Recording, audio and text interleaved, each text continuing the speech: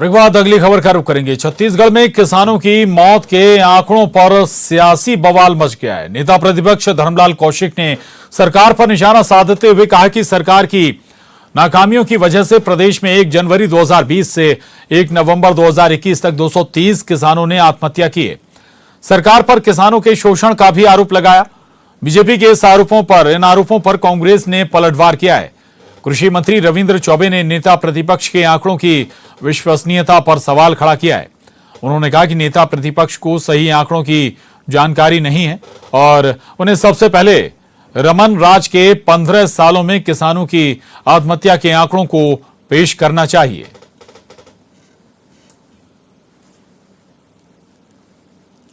इस प्रदेश में सबसे ज्यादा कोई पीड़ित है तो किसान है और किसान लगातार आत्महत्या कर रहे हैं। 1 जनवरी 2020 से नवंबर 2021 तक कुल 230 किसानों ने आत्महत्या किया है।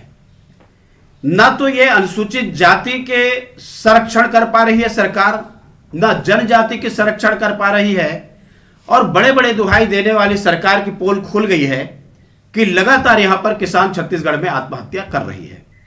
इसकी हम मुख्यमंत्री जी से मांग की है, पहले भी और अब भी मांग करते हैं।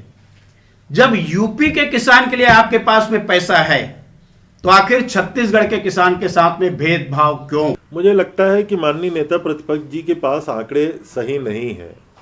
उनको भारतीय जनता पार्टी के 15 साल डॉक्टर रमन सिंह की सरकार में किसानों के द्वारा किए गए आत्महत्याओं के आंकड़ों को भी बताना चाहिए। अभी छत्तीसगढ़ के किसानों के लिए ऐतिहासिक समय चल रहा है। हम छत्तीसगढ़ के किसानों का धान खरीद रहे हैं। भारतीय जनता पार्टी के लोगों ने कभी कल्पना नहीं की थी, सपने में भी नहीं सोचा था उतनी धान की खरीदी तो हम कर चुके हैं। 17,000 करोड़ रुपया किसानों के खाते में जा चुके हैं। कहाँ से माननीय नेताजी को ये किसानों की आत्महत्याओं की सूचना मिलती है? और यूपी में सीएम भूपेश बघेल के खिलाफ दर्ज एफआईआर पर सियासत तेज हो गई है। सीएम भूपेश बघेल के खिलाफ उत्तर प्रदेश में कोरोना गाइडलाइन के उल्लंघन के आरोप में चुनाव आयोग की ओर से थाने में एफआईआर दर्ज कराई गई थी, जिस पर अब सियासत तेज हो गई है। दरअसल सीएम भूपेश बघेल ने केंद्रीय गृह मंत्री के द्वारा यूपी में डोर टू डोर कैंपेन का वीडियो ट्वीट कर चुनाव आयोग पर सवाल उठाया है। इस पर मंत्री रविंद्र चौबे ने कहा कि एक ही राज्य में एक ही गाइडलाइन की 2 तस्वीर और एक पर भूपेश बघेल के खिलाफ कार्रवाई की जाती है और दूसरे पर चुप्पी साध ली जाती है। निर्वाचन आयोग को अपनी निष्पक्षता साबित करना चाहिए। वहीं सीएम भूपेश बघेल के ट्वीट और मंत्री रविंद्र चौबे के बयान पर बीजेपी ने भी पलटवार किया है। नेता प्रतिपक्ष धर्मलाल कौशिक ने कहा कि कांग्रेस के पास अब कुछ बचा नहीं है। यूपी में छत्तीसगढ़ मॉडल की पूरी तरह से हवा निकल चुकी है, इसलिए कांग्रेस सिर्फ आरोप लगा रही है। आदरणीय मुख्यमंत्री जी यूपी चुनाव के हमारे स्टार प्रचारक हैं, मेन कन्वीनर हैं वहाँ के उत्तर प्रदेश के, और चुनाव प्रचार में वो लगे हुए हैं। छत्तीसगढ़ की पूरी टीम लगी हुई है। अब जब वहाँ दिल्ली के नोएडा में पंखुड़ी पाठक के लिए आदरणीय मुख्यमंत्री जी घर घर जनसंपर्क कर रहे थे तो उनके खिलाफ एफआईआर कर दिया गया। और कैराना में देश के गृह मंत्री जी जब घर घर संपर्क कर रहे थे तो उनके खिलाफ एफआईआर कौन करेगा? आदरणीय मुख्यमंत्री जी ने इसी बात को तो पूछा है। और हम भी आपके माध्यम से कहना चाहते हैं, चुनाव आयोग को निष्पक्ष होना ही चाहिए। लोकतांत्रिक सरकार के मुखिया छत्तीसगढ़ के निर्वाचित मुख्यमंत्री के खिलाफ अगर केवल घर घर जनसंपर्क करने के कारण एफआईआर होता है तो इस देश के गृह मंत्री के खिलाफ भी एफआईआर होना ही चाहिए। एक दिन मुख्यमंत्री के प्रत्याशी घोषित हो जाते हैं, दूसरे दिन उसका भी खंडित हो जाता है कि मुख्यमंत्री के प्रत्याशी नहीं है। क्योंकि उत्तर प्रदेश में जाने के बाद में क्या स्थिति बन रही है मुख्यमंत्री जी खुद देख करके आए हैं और इसलिए इतने हताश और निराश हैं। और इस निराश होने के बाद में केवल उनका काम है आरोप लगाना, और इसलिए कभी चुनाव आयोग के ऊपर आरोप लगाना, कभी नेता के ऊपर बीजेपी के आरोप लगाना, और छत्तीसगढ़ में कोई आ जाए तो उनके खिलाफ में एफआईआर दर्ज कराना, ये नियति। और भोपाल से बड़ी खबर है। राजधानी भोपाल को आज बड़ी सौगात मिलने जा रही है। मुख्यमंत्री शिवराज सिंह चौहान बड़ी सौगात देंगे आज भोपाल वासियों को। सुभाष नगर आरओबी का आज लोकार्पण करेंगे। नेताजी सुभाष चंद्र बोस की प्रतिमा का भी अनावरण होगा। आजाद हिंद फौज पार्क का भूमि पूजन होगा और थोड़ी देर में सीएम शिवराज कार्यक्रम में शामिल होंगे। सुभाष नगर आरोपी को खास तौर पर सजाया गया है। गणतंत्र दिवस पर आरोपी पर रोशनी भी होगी। तो बड़ी सौगात आज भोपाल वासियों को मिलने जा रही है।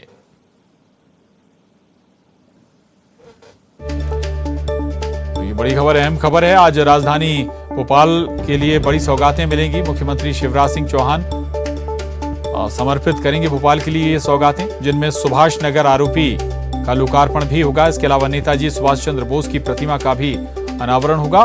आजाद हिंद फौज पार्क का भूमि पूजन भी होगा। अनुराग श्रीवास्तव हमारे साथ जुड़ रहे हैं और जानकारी के साथ। अनुराग, इंतजार भी है लोगों को इन सौगातों का, कब सीएम शिवराज सुभाष नगर आरोपी का लोकार्पण करेंगे? क्या आपके पास खाका है? तस्वीरें आप जरूर दिखा भी रहे हैं। कब तक पहुंचेंगे सीएम शिवराज वहां पर? देखिए प्रशांत, मुख्यमंत्री शिवराज सिंह चौहान कुछ ही देर के बाद यहाँ पर पहुँचेंगे। राजधानी का सुभाष नगर इलाका है, लेकिन इस सुभाष नगर जो बसाया गया था नेताजी सुभाष चंद्र बोस के नाम पर, उसको एक अलग पहचान देने की कोशिश अब यहाँ पर होती हुई नजर आ रही है। मेरे ठीक पीछे आप देख सकते हैं, यहाँ पर एक प्रतिमा लगाई गई है। सुभाष चंद्र बोस की ये प्रतिमा है, जिसका अनावरण मुख्यमंत्री शिवराज सिंह चौहान करेंगे। और इसके अलावा जो सुभाष चंद्र बोस पर एक थीम पार्क यहाँ पर बनाया जा रहा है, ताकि उनके जीवन से जुड़े हुए पहलुओं को भी लोग समझ सकें। उस थीम पार्क का भूमि पूजन मुख्यमंत्री करेंगे।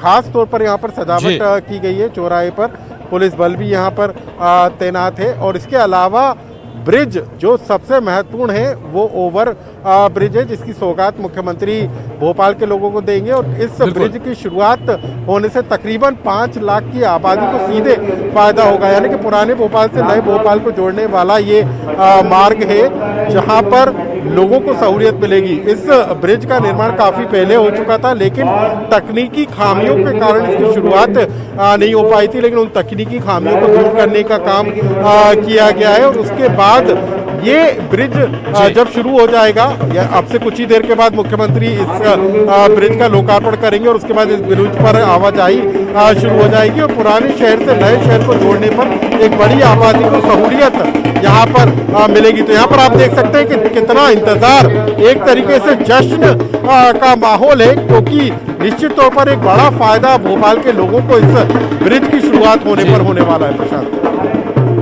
बिल्कुल बिल्कुल, थोड़ा सा ये भी बताइएगा अनुराग, किन किन क्षेत्रों भोपाल की जो जनता है, कौन कौन सी इस आरोपी के बन जाने से फायदे का लाभ ले पाएगी या प्रभावित होगी? दूसरी बात ये कि किस टेक्निक से ये आरोपी बनाया गया है, चूंकि ये भी कहा जा रहा है कि आने वाले वक्त में कुछ और भी आरोपी भोपाल में बनाए जाने। अनुराग,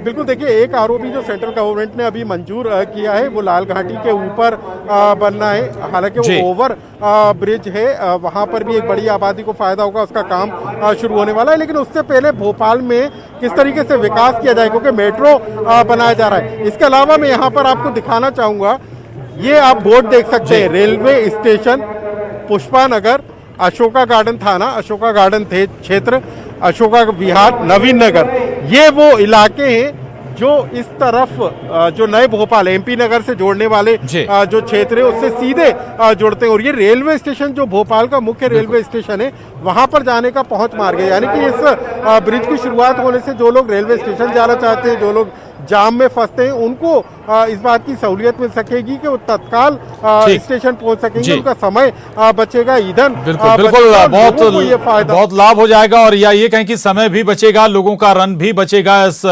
सुभाष नगर आरोपी के शुरू हो जाने से। शुक्रिया अनुराग आपका इस पूरी जानकारी के लिए। बुलेटिन में बस इतना ही, खबरों का सिलसिला जारी है।